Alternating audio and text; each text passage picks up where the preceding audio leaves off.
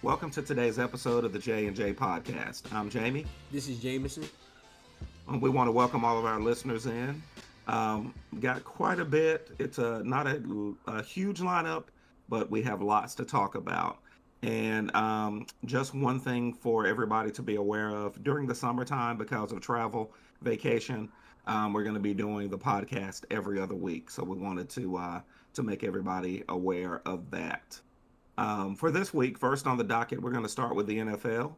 And Jameson, one of the first things that I certainly wanted to talk about, and definitely excited to get your input on this, is Aaron Rodgers to the Steelers. Before I pitch it over to you, I'm just going to say farewell, Mike Tomlinson. The floor is yours. Yeah, here's what I'm gonna say. I've always been a fan of Aaron Rodgers, but the last couple of years it's kind of been you blow my mind. He's been washed. With all due respect. So what I'm gonna say for the Aaron Rodgers situation is, it's like, honestly, in Aaron Rodgers fashion, it honestly took too long, in my opinion, to do the signing. It's like they could have announced this a month and a half ago, whenever we first started hearing the rumors and the rumblings. But I think, honestly, it's not a bad move for the Steelers. It's like, if any coach can handle Aaron Rodgers and sometimes his extracurriculars and his shenanigans, it would be Mike Tomlin. Compared to some of the other coaches that he's been with, like Mike McCarthy, for example, or Matt LaFleur. So what I'm gonna say is, I'm not that moved by the move, but being candid with you, it's like that's really all the Steelers were lacking, in my opinion, was a quarterback. So it's like, if Aaron Rodgers can go in there and just not turn the ball over, be decent. He doesn't have to be the MVP level Aaron Rodgers to be successful. It's like, if he can go there and not turn the ball over, I think they're going to be just fine. But I do think the mistake that the Steelers made was, how in the world do you let Justin Fields leave? I just don't understand it. It's like, you not only had a chance to keep Justin Fields, but then on top of that, you also had a chance to draft Shedeur Sanders. So, hey, whatever happens for the Steelers happens. It's like, and what sucks for that organization is their defense is so stacked and built for the future. It's like all they need is a decent offense. And it's like, now you're going to have decent weapons. You have DK Metcalf, but it's like, if Aaron Rodgers can't get some of those wide receivers the football and they don't have Najee Harris going into this season, it's like it could be another, disastrous season for the Steelers. I mean, I'm hoping Aaron Rodgers can go in there and do his thing and ball out, but I mean, the past 2 years have shown he's just not the same player. So you're banking on a 40-plus-year-old quarterback coming off an Achilles injury to kind of carry your offense. It's like, who knows what's going to happen. But, hey, whatever happens for the Steelers happens. Like, you had a chance to keep Justin Fields, and you really had a chance to go out there and draft Shedeur. So whatever happens, happens. So you sound optimistic. Great. I'm excited for you. It's not going to work. It's Aaron Rodgers we're talking about. Listen, he's washed, as you said. At least I think he is. He still has the arrogance. You know, part of the reason it took so long is because he wants to be the main character. He's got main Facts. character syndrome. And at the end of the day, as much as I like Mike Tomlin, I don't. This doesn't seem like a decision that he made. I At agree. least I don't. I don't think so. And I wouldn't think that it would be. But I just don't. I don't see it working. He doesn't have, the first of all, he doesn't have the, as Clark Kellogg would say, he doesn't have the spurt ability. He just doesn't. Can't move. One of the things that made him special was his ability to get out of the pocket, to move, to sling the ball. Yeah, he can still throw the football, but can he actually be accurate with the football and do the stuff that he used to do? And part of the issue is he's still trying to do those same things when his body won't allow him to do those things. But he's arrogant enough to think that he still can. To me, that's part of the problem. So I don't see it working. Good luck. This could be the end of the Mike Tomlin era, in my opinion. So Facts. um, switching gears, another move, and I think that you really like this move, and Oh, I it's love it. Nick Chubb going to the Texans. So tell me your thoughts about that. I'll keep it brief. I think it's a phenomenal signing for the Texans. It's like now they'll have Joe Mixon and they'll have Nick Chubb. It's like, when Nick Chubb is healthy, people forget how special he was. I know he's dealt with some injuries, and it's like, for running backs, after you have about one or two injuries, they like to kick you to the curb. But I think it's a really smart signing by the Houston Texans, and I think it's just going to free up and make the offense a little bit easier for CJ Stroud. It's like he won't have as much pressure to always have to throw the football and make phenomenal plays when you have two dynamic running backs like that. So as long as Nick Chubb can stay healthy and just be like that goal line back or like sometimes that third down back, they'll I think it's a phenomenal signing. Um, I like it. It's that two-head monster. Yep. So I really feel like that is a recipe for success. Hmm. Um, I think Nick Chubb still has quite a bit left in the tank. I won't say quite a bit, but he has enough left in the tank. I'll put it that way. To really make a splash and to give them what they were missing. And to your point, Joe Mixon kind of came on later in the season, and I think part of that was him getting used to, the offense, figuring some things out. And I think now, that he'll actually have somebody who comes behind him. There's not necessarily a significant drop off No. when you're switching out the running back. So I think that's going to be great. Um, you mentioned Shedeur. That And monster. I mean, let's just be honest. This isn't a surprise to us. No. Those who actually watch football, those who aren't, making decisions based on politics and everything else that's going on, knew that Shador was going to be a good fit. I've seen videos. It's obvious to me who QB1 you know, is. who the, yeah, who. Well, I mean, it's obvious to me who the veterans want the number one to be. Facts. I've Um, seen it too you with know, all the mic'd up stuff. Like I even saw David and Joku, the tight end, talking to him, and it's like yes, it seemed like they already had a relationship that dated years back, and it's like this is the first training camp together. So, to your yeah, point, it's like we know the organization knows the players know who QB1 should be. So we gonna see though the Browns are poverty. So it's like I know Shador's gonna keep balling out and doing his thing. It's just I don't trust the Browns organization. They don't know how to handle absolutely. quarterbacks at all. Yep, It's shown. it's still the Browns at the Yeah. end of the day. So as good as he might play, there's still the fact that they don't necessarily put the right talent around, their star players. So Shador could kill it. It doesn't matter if the rest of the team isn't built the right way. And Facts. I simply don't trust them. They got to steal, obviously. There's no doubt. Oh yeah, no doubt. Um, so I'm rooting for him, but to your point, at the end of the day, I don't trust the Browns. Me either. So all right. Well, shifting gears, moving on to the NBA. And for those who don't know and haven't heard in a while, we have a special guest. He has graced us with his presence. Zach is on the podcast today. And one of the topics that I know is near and dear to his heart, the Thunder versus Pacers. And we're going to do a game 5 recap. I'm going to ask Zach in just a few minutes to join in on that. Thunder versus Pacers last night, game 5. Jamison, is the series over? Well, first of all, I'm gonna say before I answer that question, y'all gonna see if you don't know, Zach is the biggest Jalen Williams fan there is, even back to the Santa Clara days. So that's why I'm excited to hear his soliloquy on JDub's performance last night. But to answer your question, unfortunately for the Pacers, I do think it's over. I think any chance they had to win this series would have been if they would have won. Last night. Well, no, I think it was game 4. I think that was their chance. If they would have been able to Okay. go up 3-1, having that momentum, they gave that game away in game 4. And then last night, it's True. like, I'll be honest, the Thunder won that game, but they did everything in their power until like the last To five give six it minutes to away. almost give that game away. It's like Hmm. Tyrese Halliburton looked like Rodney Stuckey on the Pacers last night. And tell me why. I go to grab a snack. I get back to the couch, and it's a 5-6 point game. I'm like, what in Yeah. Davy Jones's locker is going on here? So, just being candid with you, it's like after that performance last night, and now something that the Pacers are going to have to monitor is Miles Turner has been playing sick throughout this entire series, and now Tyrese Halliburton has that quad injury. And it's like, you Yep. know how a quad can be. That's not just the injury that heals overnight. It's like that can linger. So Yep. you already going down in a must-win game. The one advantage though that the Pacers will have in is, and trust me, even though I think the series is over and that the Thunder are going to close it out on Thursday in game 6, it's not going to be an easy game. Like you see how the Pacers play when they're at home. Like dudes like Benedict Mathurin and T.J. McConnell start looking like Steve Nash and Amari Stoudemire back in the day. So like they've always said that role players play like starters at home. That's always how it goes. And I'm gonna say this. I know that the Thunder won that game last night, and I got to give a huge shout out to JDub, Kaysen Wallace, Aaron Wiggins, and of course Shea. But I got to give a huge shout out to Pascal Siakam too and TJ McConnell.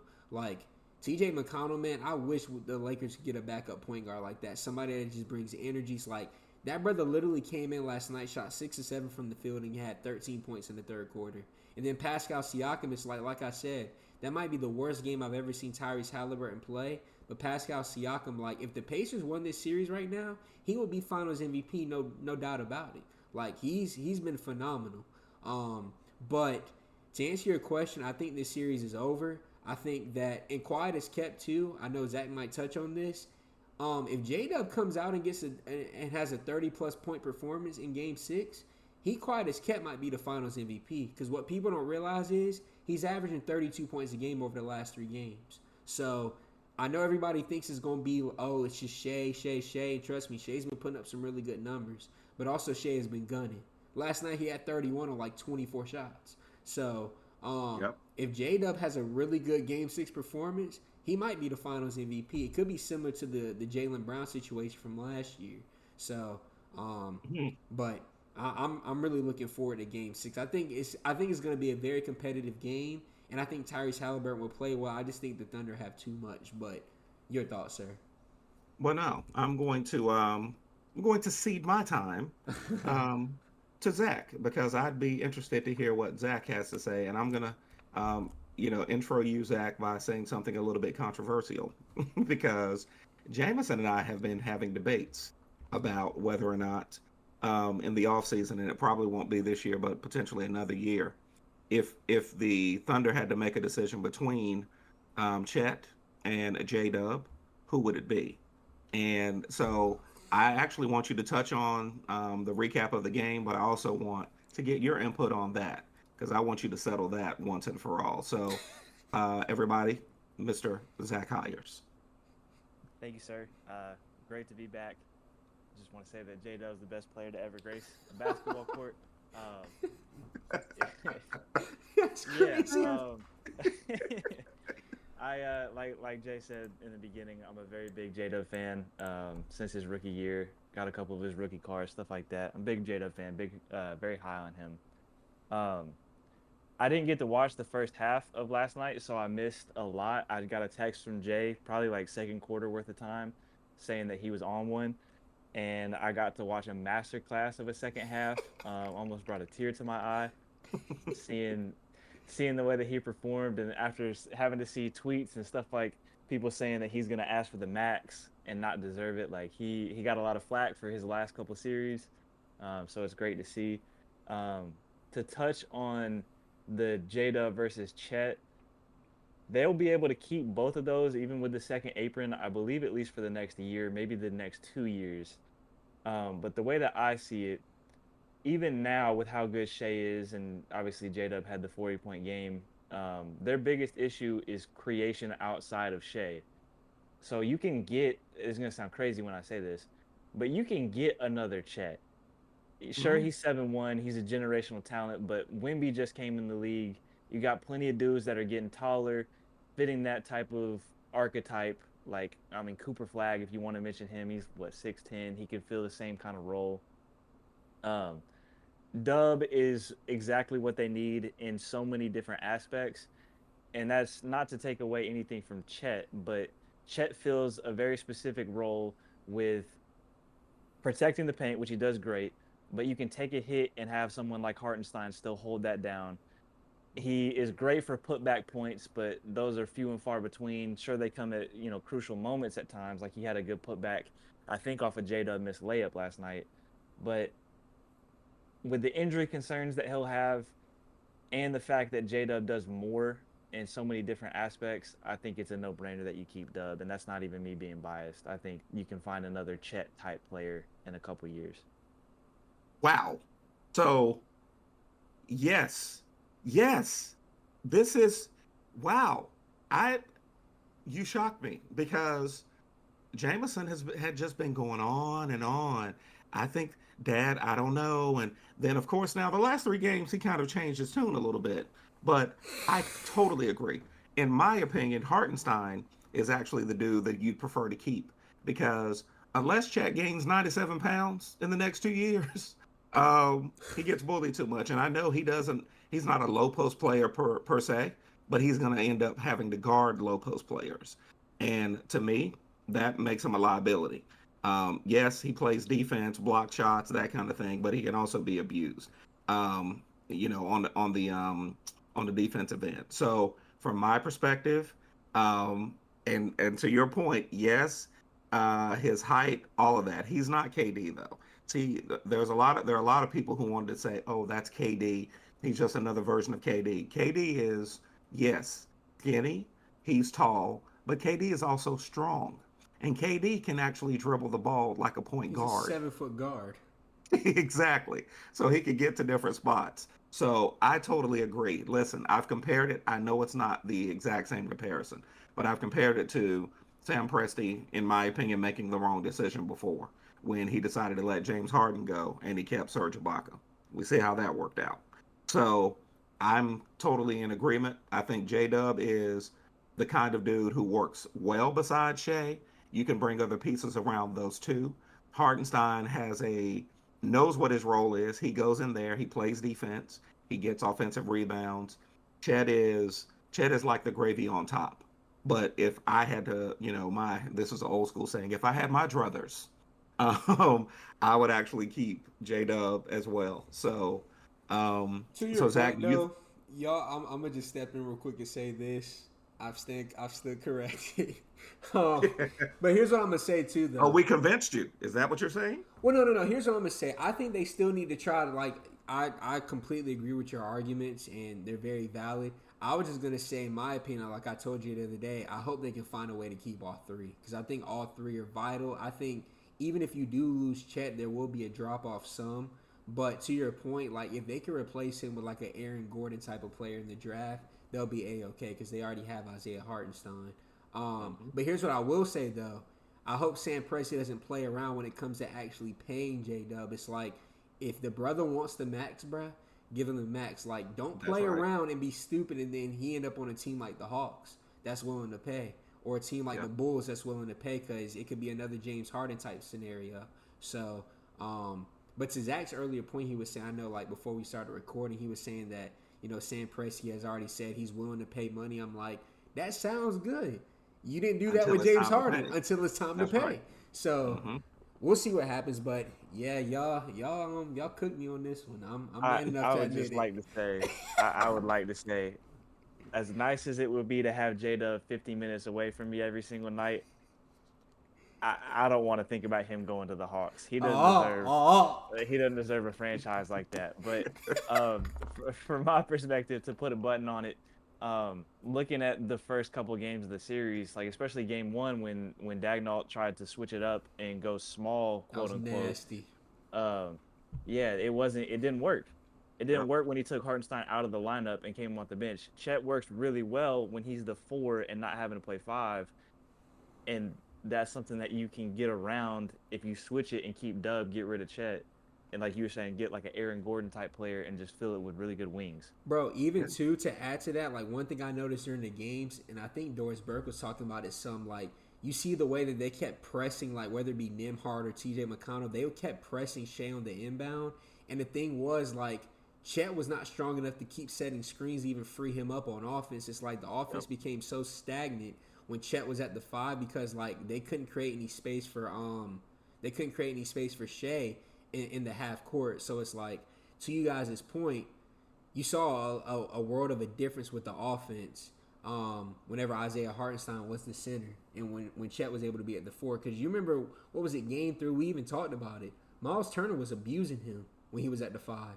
It was terrible. So, but yeah, that's all I had. Really good points, though. Y'all cooked me. Yeah. Appreciate it, Zach. Thanks for chiming Yeah, in thank on you, Zach. that. Um, Desmond Bain to the Magic trade.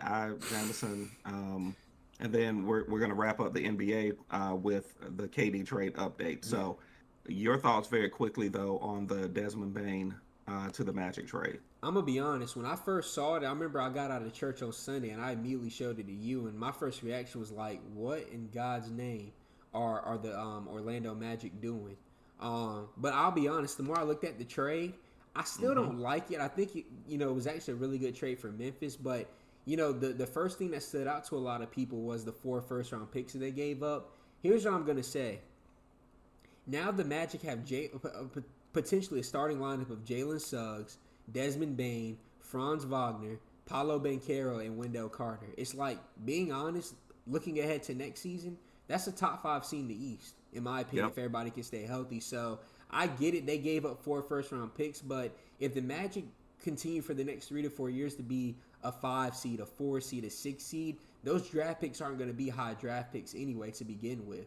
So, it'd be different if it was a team like the Nets that gave up 4 first-round picks. That's a terrible franchise. You get what I'm saying? Where the draft Yep. picks will hold more value. But I think realistically, the Magic GM is in win now mode. And with a move like that, getting Desmond Bain, I mean, I get it. He didn't have like the craziest season this past year, but the brother still averaged 19 points a game. So now you add somebody that can stretch the floor, actually create his own shot, be a knockdown shooter, and that's still young and that's a really good defender as well, to that already young core that they have. They're going to be A-OK. And now I think, we've always talked about this. This also allows for somebody like Anthony Black to be able to develop more. It's like, use the draft pick on him pretty recently. It's like, now he can be your backup point guard, and other dudes on that team can continue to step up. But the one thing I do hate about this trade though, and Oh, it's going to make it. It's Austin Reeves is going to want the world. that, and then think about it now. Any chance of the Lakers being able to fleece a team like the Jazz and try to get a Walker Mm-mm. Kessler, Danny It ain't happening. Ainge is literally going to ask for Austin Reeves, Bryce James, and the Hollywood sign for us to even have a chance at getting Walker Kessler. Now, if And he's going to ask for Bronny James' firstborn. think about it. If Desmond Bain commanded 4 first-round picks, Yes. KCP and Cole Anthony, because Come on, I'll be man. honest, I love this trade for the Grizzlies. You get Cole Anthony, who was a great backup point guard for Ja, and KCP is literally 3-and-D, a veteran with. I'm telling you now, I've said this for the longest. I wish we still had KCP on the Lakers. So I love the move for Likewise. Memphis, and now you get 4 first-round picks. It's like, if they decide they want to go and trade Ja or Jaren Jackson and rebuild, you now have a plethora of picks to work with in the future. But to your point, the more that I look at it, I think it could actually be a win-win trade for both teams. Yeah. So, yeah, your No, thoughts. what I'll say real quick is with Desmond Bain in that starting lineup. To your point, I looked at the starting lineup because I wasn't high on the trade as well. I was like, that many draft picks, but that starting 5 is rough. That's a special starting 5 now. Yep. So I like it. Cole Anthony is the perfect backup for Ja, and let's just be honest. Cole Anthony is going to get lots of play because Ja is going to be injured. That's what always happens. Facts. So I really like that pickup. Yes, I'm a UNC homer, but I love it. I think it's a perfect spot for him because when he played with the Magic, we saw when he got the opportunity, he was producing. Yeah. So I think he'll have an opportunity to produce with the Grizzlies, and so I think it's a good trade for them. I'm with you. To your point, I don't necessarily like all the draft picks. But I understand why they did it. Yeah, and so, sure. yeah, the Lakers are gonna, LeBron James, Bronny James, they'll have to give up his firstborn in order to make something happen. So, KD trade update. It's the rumor mill is going crazy. Jameson, where do you have him potentially landing at this point? Well, supposedly, I know Shams reported that like the 3 preferred destinations were the Heat, the Spurs, and the Rockets. I'm gonna be honest. Out of the 3, him going to the Heat, he might as well stay with the Suns. With all due respect. Yep. So I'm just gonna go and narrow it down to the Spurs. We're not even gonna discuss the Heat, but the Spurs. Just being candid with you, but the Spurs and the Rockets. You remember I said this for months. I want to see that brother. I want to see that brother in San Antonio. Now, of course, how scary would it be for him to be with the Spurs? But here's what I'm gonna say: the Spurs don't need Kevin Durant. People got to remember, and it's no disrespect to KD because he's the best scorer I've ever seen in my life. No troll. It's not even close. I know there was Jordan, there was AIs, but KD is a 7-foot guard. The brother can shoot from the mid range, defend, shoot from the 3-point line. He can shoot from literally the parking lot. That brother's special. But from a fit perspective, if the Rockets can find a way to get Kevin Durant without having to give up Sengun or Jalen Green, they're literally going to be in the Western Conference Finals next year. If you have Jalen Green, Amin Thompson, KD, and Sengun, and them brothers stay healthy, we already see the marvelous coach that Why can't I think of his brother's name? Ime Udoka is. Ime Yeah, Udoka, we already yeah. know the wonderful coach he is, and he already has ties to KD. That's why I want to see Yep. him go to Houston. It's like, and think about from a marketing perspective, that team will be fun to watch, and they can literally compete. Like that team is built not only to win now, but for the future as well, because everybody else on that team is young. So if they can find a way to package maybe Jabari Smith, Tari Eason, even if you got to try to, I don't know, throw some cap filler in there to make the numbers line up. You got to make it happen. If I'm the Houston Rockets, it's like if you got to give up 2 or 3 picks, you do what needs to be done, bro. Because that's a championship level roster right there. If they find a way to get KD, I don't think the Spurs need him. They literally have Wemby, Stephon Castle, De'Aaron Fox, and they're probably about to get Dylan Harper if they choose. So I don't think the Spurs need him. And if I'm the Spurs, I try to save those picks to try to go get Giannis or somebody like that in the future, not KD who's 37. Yep, I think that KD is a perfect fit. I'll say this very quickly. No, you're I good. think KD is the perfect fit for Houston. We've actually been set. We started talking about that months ago, in all honesty, and watching how Ime Udoka. Listen, he is, in my opinion, probably one of the top 5 head coaches right now in the league No question. because of what he's able to do with the personnel that he has. So, if KD is smart and if he really looks at the landscape, yeah, the whole Twin Towers thing, but that's if KD, that was before KD went to Phoenix. And to be perfectly honest with you, it might have been when he was still with the Nets. That's the KD that San Antonio would have been looking for. Facts. When he was actually still with the Nets. Maybe should have tried to make that trade then. But I think that he would be a very good fit, almost like the perfect fit. You know, the combination of skill, experience, and he brings the knowledge to a very young team. And Ime Udoka would let him really lead. Yep. So to me, that's the one that makes the most sense. All right, one more topic, and then we're going to wrap things up. It's the WNBA. Jamison Caitlin Clark returned. What are your thoughts about her return? I mean, I'll be honest. I watched the game. She was literally shooting from the parking lot. So it was good to see her back. It's like, from a ratings perspective, I know the WNBA was happy to have her back. I'm just going to pump the brakes, though. She is not in the MVP discussion. I'm sorry. Thank you. I've said this for the longest, and I love watching Caitlin Clark play the game of basketball. She's a phenomenal scorer. She brings excitement to the game. She's one of the best passers in the league.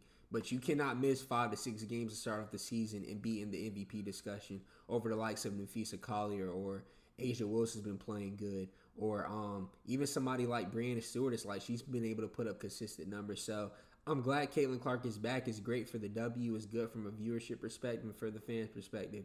But what we're not about to sit up here and do is put her in the MVP discussion. Absolutely not. But I'm glad she's back, though. And a 32-point performance in your first game back, hard to argue with that, bro. Oh, it is. It is. So. Well, listen, welcome back.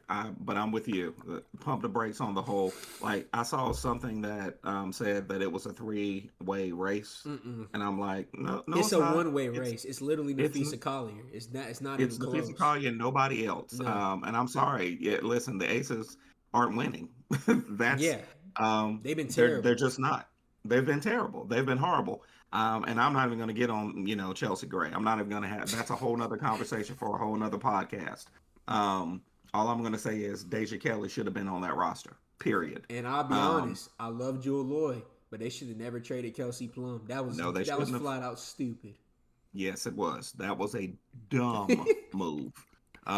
So one last topic for the WNBA.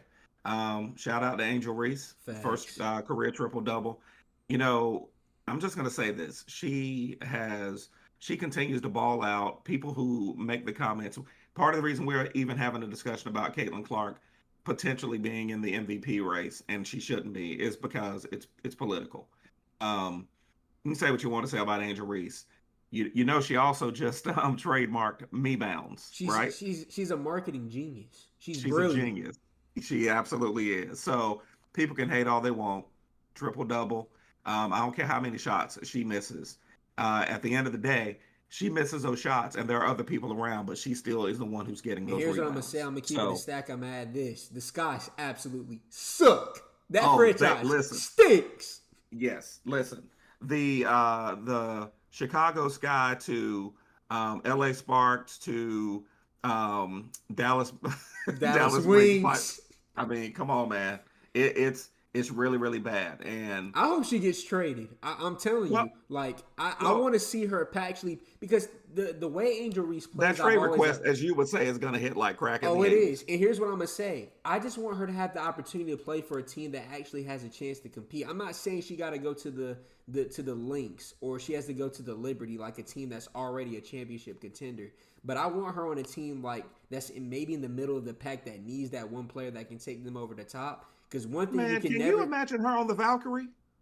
Oh, I mean, I'm gonna be honest. They're a new franchise, but they actually compete and they try. Yes, Like that's what I'm they have saying. a good coach. They play basketball the right way. It's just why I feel bad for Angel Reese is she's one of the only players, women on that team that consistently brings it. No matter if they're down 30 or if they're up by 30, she still brings the same level of effort night in and night out. And it's like she's always available to play, no matter who's criticizing her, no matter what they're saying about her. She brings it every night. So I'm like, I want her to actually have the opportunity to play for a team that has a winning environment. But we talked about it on previous episodes. It's the Sky's fault. You had It Teresa is. Witherspoon. Why fire her?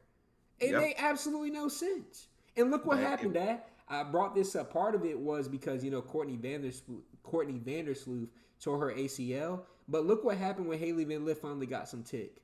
Like, it's not rocket science, bro. These coaches and these GMs complicate too many things, and as a result, the team suffers for it. It's bad and ball. those two have they have great Yeah, chemistry. they play together They in really do. college. Yes, exactly. So at the end of the day, wanted to give a quick shout out to her. Her first career triple double. She's balling out. Team stinks. And so when she actually makes that trade request, I'll be happy for it. I really will. All right. Well, we're going to wrap up this week's episode as we always do with moving the needle. Jameson, what is your moving the needle for this week? Mine, I'll keep it brief, because I didn't get to discuss this. We had that week off in between, but it was Coco Gauff winning the French Open for me. The fact she was actually the first woman, female American to win it since 2015 when Serena Williams did it last. So huge shout out to Coco Gauff, man. Like she's amazing, man. I always root for her, and it's like she never fails to disappoint. So, I mean, she never disappoints. Excuse me. So, Yes, and what's really special about her? She's so young. Like that's what's scary. absolutely. So she's a monster. Well, the crazy part is that actually we hadn't discussed what our moving the needle was going to be with each other. Hmm. That was going to be part of mine but I was going to focus on the fact that Sabalenka came out and said what she said, and Yep. Coco Golf handled it with grace. And now Sabalenka's trying to backtrack and saying, It's "I too late for that, apologize." bro. Yeah, I mean, it's literally been over a week now. The reason why you're trying to backtrack is because you realize how stupid you sounded. Making comments like she didn't play that incredibly. I just wasn't on my game. The conditions were bad. Well, guess what? The conditions were bad for both of you. And it's apropos that the two titles that she's actually won both came against Sabalenka. So what I look forward to is the fact that she's going to continue to beat Sabalenka, and she'll continue to make her look silly in front of everybody. The only other moving the needle that I have is Mr. Will Wade at North Carolina State, who is really, really popping off at the mouth a whole bunch about Carolina basketball, making comments about Vin Allen Lubin. And here's what I will say: good for Vin Allen Lubin, because apparently he didn't get the money that he thought he should get. There were some things that happened. He had already signed a contract, and then other players were brought in apparently, and he thought that he should be making as much as they were making. So I wish him well. But this whole idea that he's getting ready to be, the second coming of Armando Bacot, come on, man. I mean, let's stop. Will Wade, I know what you're doing. I know you're trying to make it exciting. And here's the way that I will end it. You should be very very happy that Vin Allen Lubin doesn't have to play in Chapel Hill this year, this upcoming basketball season, because it would be ugly It otherwise. would sound like a So 50s diner in that arena. it absolutely would. Oh my goodness, that is a very good analogy, James. Very good analogy. So, uh, shout out to Will Wade for popping off at the mouth because I hope you are writing checks that your behind can cash. Um, so that's gonna do it. That's gonna do it for this week's episode of the J&J podcast. We'll see you next week. Same bat time, same bat channel. Peace.